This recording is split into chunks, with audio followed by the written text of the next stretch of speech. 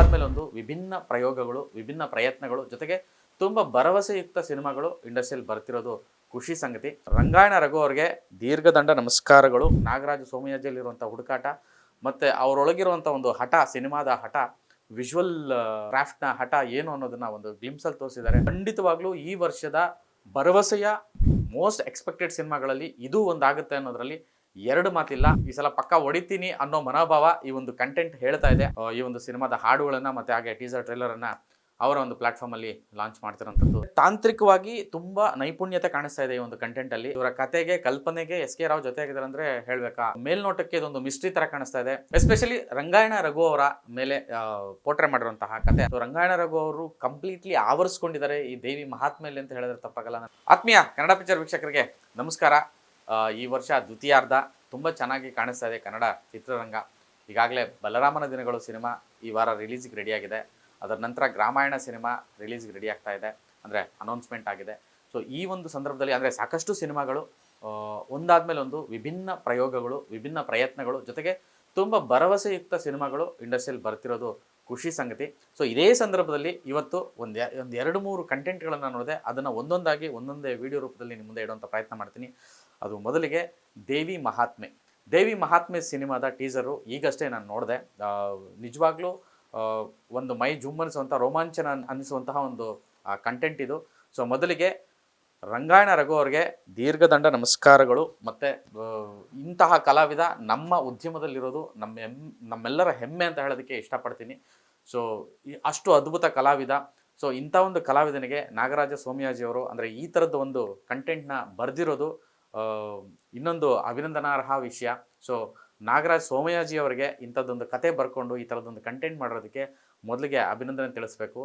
ಬರೀ ಒಂದು ಟೀಸರಲ್ಲೇ ಇಷ್ಟು ವಿಷಯಗಳನ್ನು ಎಷ್ಟು ಗಾಢವಾಗಿ ಮತ್ತು ಅವರಲ್ಲಿರುವಂತಹ ಹುಡುಕಾಟ, ನಾಗರಾಜ ಸೋಮಯಾಜಿಯಲ್ಲಿರುವಂಥ ಹುಡುಕಾಟ ಮತ್ತು ಅವರೊಳಗಿರುವಂಥ ಒಂದು ಹಠ, ಸಿನಿಮಾದ ಹಠ, ವಿಜುವಲ್ ಕ್ರಾಫ್ಟ್ನ ಹಠ ಏನು ಅನ್ನೋದನ್ನು ಒಂದು ಗ್ಲಿಮ್ಸಲ್ಲಿ ತೋರಿಸಿದ್ದಾರೆ. ತುಂಬ ಭರವಸೆ ಈ ಒಂದು ಕಂಟೆಂಟು ಕ್ರಿಯೇಟ್ ಮಾಡ್ತಾ ಇದೆ.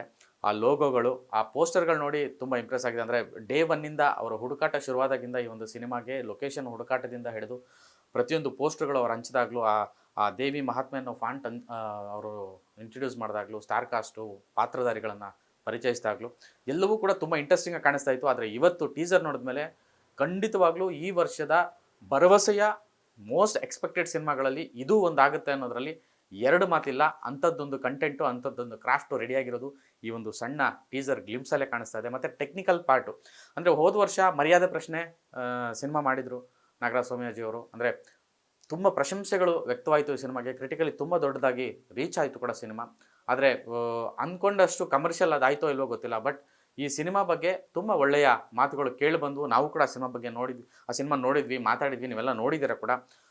ಸೊ ಅದೇ ಹಾದಿಯಲ್ಲಿ ಈ ಸಲ ತುಂಬ ದಿಟ್ಟ, ಈ ಸಲ ಪಕ್ಕ ಹೊಡಿತೀನಿ ಅನ್ನೋ ಮನೋಭಾವ ಈ ಒಂದು ಕಂಟೆಂಟ್ ಹೇಳ್ತಾ ಇದೆ. ಆ ಥರದ ಒಂದು ಕಂಟೆಂಟ್ನ ಅವರ ಒಂದು ಹುಡುಕಾಟದಲ್ಲಿ, ಆಗಲೇ ಹೇಳ್ದಂಗೆ ಅವರ ಹುಡುಕಾಟದಲ್ಲಿ ಅವ್ರಿಗಿರೋಂಥ ಹಠನ ಇಲ್ಲಿ ಪ್ರೆಸೆಂಟ್ ಮಾಡಿರೋ ರೀತಿ ಕಾಣಿಸ್ತಾ ಇದೆ. ಹೊಂಬಾಳೆ ಮ್ಯೂಸಿಕಲ್ಲಿ ಈ ಒಂದು ಟೀಸರ್ ಅವೈಲೇಬಲ್ ಇದೆ. ಹೊಂಬಾಳೆ ಮ್ಯೂಸಿಕ್ಕು ಈ ಒಂದು ಸಿನಿಮಾದ ಹಾಡುಗಳನ್ನು ಮತ್ತು ಹಾಗೆ ಟೀಸರ್ ಟ್ರೈಲರನ್ನು ಅವರ ಒಂದು ಪ್ಲಾಟ್ಫಾರ್ಮಲ್ಲಿ ಲಾಂಚ್ ಮಾಡ್ತಿರೋಂಥದ್ದು, ರಿಲೀಸ್ ಮಾಡ್ತಿರೋಂಥದ್ದು. ಸೊ ಈ ಒಂದು ನಾಗರಾಜ ಸೋಮಯಾಜಿಯ ಒಂದು ಕಲ್ಪನೆ ಮತ್ತು ಆ ಒಂದು ಇದಕ್ಕೆ ತಾಂತ್ರಿಕವಾಗಿ ತುಂಬ ನೈಪುಣ್ಯತೆ ಕಾಣಿಸ್ತಾ ಇದೆ ಈ ಒಂದು ಕಂಟೆಂಟಲ್ಲಿ. ಅಂದರೆ ಸಂಗೀತ ಆಗಿರ್ಬೋದು, ಎಡಿಟಿಂಗ್ ಆಗಿರ್ಬೋದು, ಎಸ್.ಕೆ. ರಾವ್ ಛಾಯಾಗ್ರಹಣ. ಎಸ್.ಕೆ. ರಾವ್ ಎಂಥ ಕ್ಯಾಮ್ರಾಮನ್ ಅಂತ ನಮಗೆಲ್ಲ ಗೊತ್ತಿದೆ. ಅವರ ಒಂದು ವರ್ಕ್ಸ್ನ ನಾವು ಅಡ್ಮೈರ್ ಆಗಿ ಮಾಡ್ಕೊಂಡೇ ಬರ್ತಾ ಇದ್ದೀವಿ ಅಂದರೆ ಇಷ್ಟು ದಿನನೂ. ಸೊ ಈ ಒಂದು ಸಿನಿಮಾದಲ್ಲಿ ಈ ಕಾಂಬಿನೇಷನ್ನೇ ಇಂಟ್ರೆಸ್ಟಿಂಗ್ ಇದೆ. ಮೂಲತಃ ನಾಗರಾಜ್ ಸೋಮಯಾಜಿ ಅವರೇ ಒಂದು DOP ಅಂಡ್ ಅವ್ರದ್ದೇ ಆದಂಥ ಒಂದು ವಿಜುವಲ್ ಟ್ರೀಟ್ ಇರುತ್ತೆ ಎಸ್ಪೆಷಲಿ. ಸೊ ಅಂಥದ್ದೊಂದು ಕಾಂಬಿನೇಷನ್, ಇವರ ಕತೆಗೆ, ಕಲ್ಪನೆಗೆ ಎಸ್.ಕೆ. ರಾವ್ ಜೊತೆ ಆಗಿದ್ದಾರೆ ಅಂದರೆ ಹೇಳಬೇಕಾ. ಆ ಒಂದು ಕಲರ್ಸು, ಆ ಟಿಂಟು ನೀವು ನೋಡಿದ್ರೆ ಗೊತ್ತಾಗುತ್ತೆ. ಅಂದರೆ ಇಲ್ಲಿ ತುಂಬ ವಿಷಯಗಳು ಮೆಟಾಫರಿಕಾಗಿ ಒಂದಷ್ಟು ವಿಷಯಗಳನ್ನ ಹೇಳೋದಕ್ಕೆ ಹೊರಟಿದ್ದಾರೆ ಅಂತ ಅನಿಸುತ್ತೆ ಟೀಸರಲ್ಲಿ. ಆ ಕಲ್ಲರು, ಕಾಂಬಿನೇಷನ್ನು, ಎಕ್ಸ್ಪ್ರೆಷನ್ಸು, ಅಷ್ಟು ವಿಚಾರಗಳು ಮತ್ತು ಸೊಗಡು, ನೆಲದ ಸೊಗಡು, ಕರಾವಳಿ ಭಾಗದಲ್ಲಿ ನಡೆಯುವಂಥ ಒಂದು ಕಥೆನ ತೊಗೊಂಡಿದ್ದಾರೆ ಅಂತ ಅನಿಸುತ್ತೆ.